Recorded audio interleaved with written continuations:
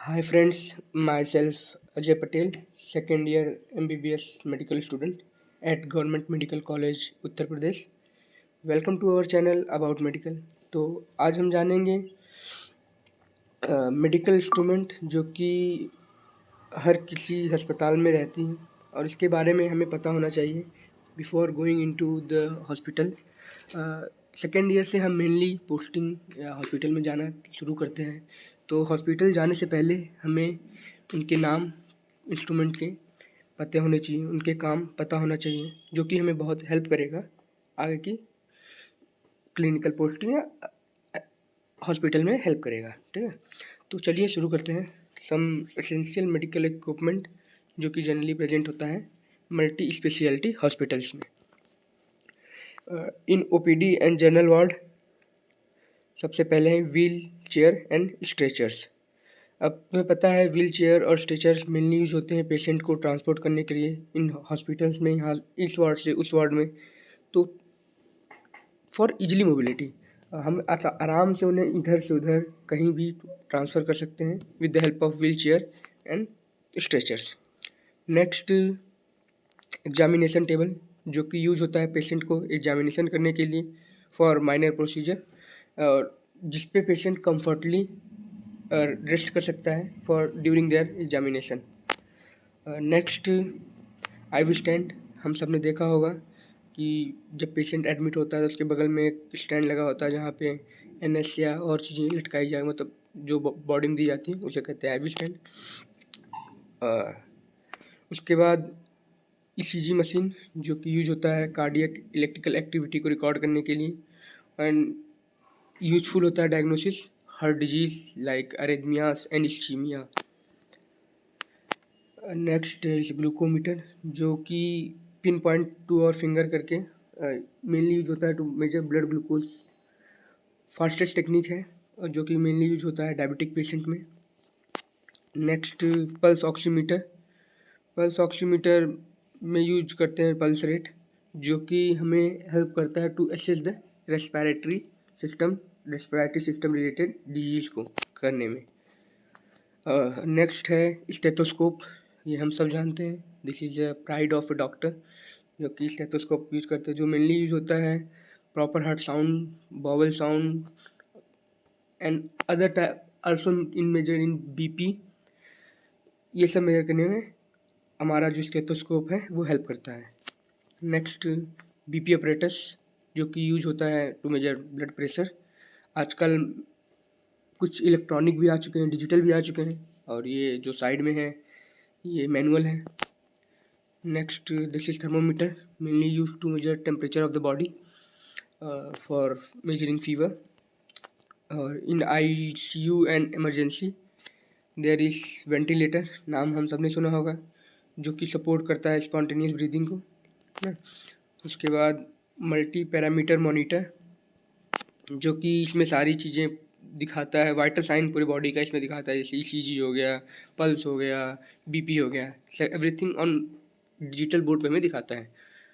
Defibrillator जो कि use होता है cardiac arrhythmia time to restore the cardiac rhythm. Okay, ये इन्फ्यूजन एंड सीरीज पंप जो कि हेल्प करता है, जैसे स्मॉल अमाउंट ऑफ ड्रग हमें किसी पेशेंट को देना है तो प्रिसाइजली ये बहुत एक्यूरेटली इन्फ्यूज़ कर सकता है या दिया जा सकता है with the help of infusion and syringe pump. Next है क्रैश कार्ट जो कि इसमें जो दवाइयाँ होती हैं वो कलेक्टिवली अरेंज करते हैं कि किस लेवल पे कौन सी दवाई हमें रखी है, जो हमें पता हो, ताकि जल्दी यूजफुल हम जल्दी से जल्दी दवाई ले सकें ड्यूरिंग। नेक्स्ट, ऑपरेशन थिएटर में सबसे पहला ऑपरेटिंग टेबल जो कि एडजस्टेबल होता है, ड्यूरिंग सर्जरी हम उसे अपने हिसाब से एडजस्ट कर सकते हैं। नेक्स्ट इज सर्जिकल लाइट जो इस तरह अरेंज होता है कि जिसका शैडो नहीं पड़ता है नीचे, जो कि हेल्पफुल होता है ड्यूरिंग सर्जरी। उसके बाद anaesthesia workstation for giving anaesthesia, we calculate the doses and everything in anaesthesia workstation. इसके बाद सीआर मशीन, ये real time fluoroscopic imaging machine है जो कि मेनली यूज होता है ऑर्थोपेडिक एंड वेस्कुलर प्रोसीजर में। उसके बाद electrocautery unit providing cutting and coagulation, monopolar bipolar mode, 2 mode होते हैं इसके। और रेडियोलॉजी में या इमेजिंग में डिजिटल एक्सरे मशीन जो कि मेनली चेस्ट या स्केलेटल इमेजिंग को काम करता है। Quick imaging with lower dose, समझो। उसके बाद ये है सिटी स्कैनर जो कि यूज होता है ट्रॉमा में, न्यूरो सेंटर में, chest, abdomen, different body part में क्रॉस सेक्शनल इमेजिंग के लिए यूजफुल होता है। इसके बाद नेक्स्ट MRI स्कैनर जो कि हाई रेजोल्यूशन पे और वर्क करता है for soft tissue imaging. It use non ionising radiations. इसके बाद अल्ट्रासाउंड जो कि मेनली यूज होता है ऑप्शन गायनी में for abdomen during pregnancy use होता है। डॉपलर फ्लो स्टडीज, ये इसके बारे में कुछ एक्स्ट्रा है, जानने की जरूरत नहीं है आपको। This is mammography unit for mainly screening करने के लिए ब्रेस्ट को, फीमेल ब्रेस्ट की एग्जामिनेशन के लिए यूज होता है मेमोग्राफी यूनिट। इसके बाद लेबोरेटरी या पैथोलॉजी में यूज बायोकेमिस्ट्री एनालाइजर जो कि ऑटोमेटेड ब्लड केमिस्ट्री टेस्टिंग होता है, जो कि हम बताता है कितना कौन सा मेटाबॉलिक प्रोडक्ट है जो प्रेजेंट है, कितना है, किस अमाउंट में है, ये बताता है analyser. Haematology analyser for CBC and differential count of the blood.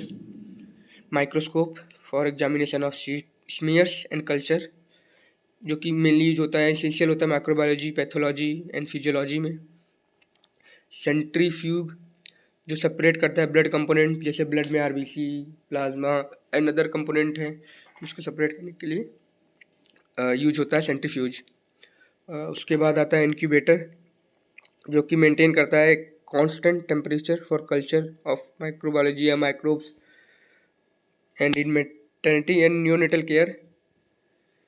Infant incubator जो कि थर्मो रेगुलेशन होता है एंड ह्यूमिडिटी कंट्रोल होता है फॉर नियोनेट, जो कि बहुत इंपॉर्टेंट है, न्यूली बॉर्न बेबी को एक control temperature, control humidity provide करें।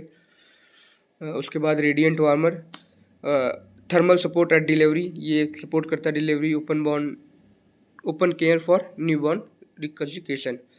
एंड दिस फोटोथेरेपी यूनिट जो कि ब्लू लाइट थेरेपी दी जाती है न्यूबॉर्न बेबी को फॉर नियोनेटल जॉन्डिस से बचने के लिए। Okay, this is fetal monitoring, monitor fetal heart rate and contraction, ये फीटल का हेल्प वो करता है। ये delivery table which help during delivery, useful in delivery.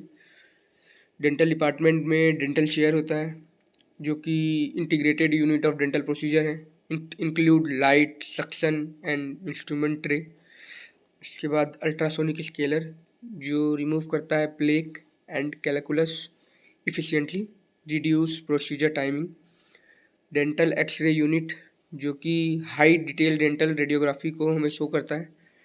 Light cure unit जो कंटेन करता है ब्लू लाइट जो कि इंसेंशियल होता है रिस्टोरेशन के लिए। In physiotherapy department there is ultrasound therapy unit, ये हेल्प होता है deep heating of soft tissue therapy, मतलब जो ड्यूरिंग पेन, ड्यूरिंग स्ट्रेस, जो हमारी मसल्स होती हैं उसको deeply heat provide, temperature provide करने के लिए ये अल्ट्रासाउंड थेरेपी यूनिट यूज होता है। इसके बाद IFT टेंस मशीन जो कि इलेक्ट्रिकल स्टिमुलेशन फॉर पेन, वही same during pain and during, जो कि हेल्प करता है हमारे मसल को पेन से रिमूव करने के लिए। ये ट्रैक्शन यूनिट है जो कि यूज होता है spinal traction for decompression, mainly use for neck and lower back condition के लिए यूज होता है मेनली। एक्सरसाइज इक्विपमेंट जो कि हमारा स्ट्रेंथ और मोबिलिटी प्रोवाइड करता है बॉडी को अच्छा करने में, ठीक करने में काम करता है। इसके बाद cold and hot therapy pack जो कि कीमोथेरेपी एंड कायरोथेरेपी में यूज होता है, ठीक है। In pharmacy there is refrigerator storage जो कि कुछ दवाई होती हैं जो कि एक पर्टिकुलर टेम्परेचर में ही रखनी होती है, तो उसके लिए हमें रेफ्रिजरेटर स्टोरेज चाहिए होता है for keeping medicine safe. Medicine rack and cabinet to keep a large amount of medicine in proper arrange manner, क्योंकि जब भी हमें चाहिए तो हम पूरी सब कुछ उथल पुथल ना करके अपने प्रॉपर रैक में एक सब कुछ ले सकें। ये label printer and barcode scanner जो कि मेनली यूज होता है काउंटर पे। उसके बाद ये billing system, computerise billing system. And sterilisation में आता है ऑटोक्लेव मशीन जो क्या बिफोर किसी भी सर्जरी के पहले जब जो इंस्ट्रूमेंट यूज होते हैं ड्यूरिंग सर्जरी उसे हम लोग स्टरलाइज करते हैं with the help of autoclave machine, जो कि प्रिवेंट करता है इन्फेक्शंस को, ठीक है। ईटीओ स्टरलाइजर जो कि हीट सेंसिटिव इक्विपमेंट को मेनली स्टरलाइज करता है। ये ultrasonic cleaner, pre cleaning using ultrasonic cavitation improve sterilisation outcome, ये भी वही है। वाशर डिसइंफेक्टेंट, ये ऑटोमेटेड वॉशिंग मशीन है जो कि प्रिवेंट करता है, अगर कोई हेल्थ वर्कर इसे वॉश करेगा तो चांसेस है उसको भी इन्फेक्शन, उसको भी कट लग जाए तो उसको भी इन्फेक्शन फैल जाए। लेकिन दिस इज वाशर डिसइंफेक्टेंट जो कि ऑटोमेटेड है, वो क्लीन करता है, जो कि प्रिवेंट करता है टू स्प्रेडिंग द इन्फेक्शन। इसके बाद support and utility system of the hospitals, central oxygen supply system. हमने हॉस्पिटल में देखा होगा पर बेड के पास एक पाइप आई होती है जो विच कंटेन ऑक्सीजन, तो मेनली कंट्रोल होता है सेंट्रल ऑक्सीजन सप्लाई सिस्टम से। इसके बाद बैकअप पावर जो कि इम्पॉर्टेंट है ड्यूरिंग सर्जरी की लाइट न चली जाए ये सब। वाटर प्यूरिफिकेशन सिस्टम बहुत इंपॉर्टेंट है जो कि मेनली हॉस्पिटल में प्रेजेंट होता है, जो बहुत ज़्यादा प्रोन होता है टू ट्रांसमिट द इन्फेक्शन, तो बहुत ही सेफली, बहुत ही ज़रूरत पड़ने पर यूज करें। इसके बाद हैवेक सिस्टम जो कि मेनली एक किसी भी रूम को स्टरलाइज रखने में हेल्प करता है, उसका टेम्परेचर, उसकी humidity, everything maintain by HVAC system. And last one biomedical waste disposal system, जितने भी बायोमेडिकल वेस्ट हॉस्पिटल में प्रोड्यूस होते हैं उनका प्रॉपर डिस्पोजल, उनका प्रॉपर मैनेजमेंट ज़रूरी है, नहीं तो cause infection in very broad population. And okay, thank you, आज के लिए बस इतना ही।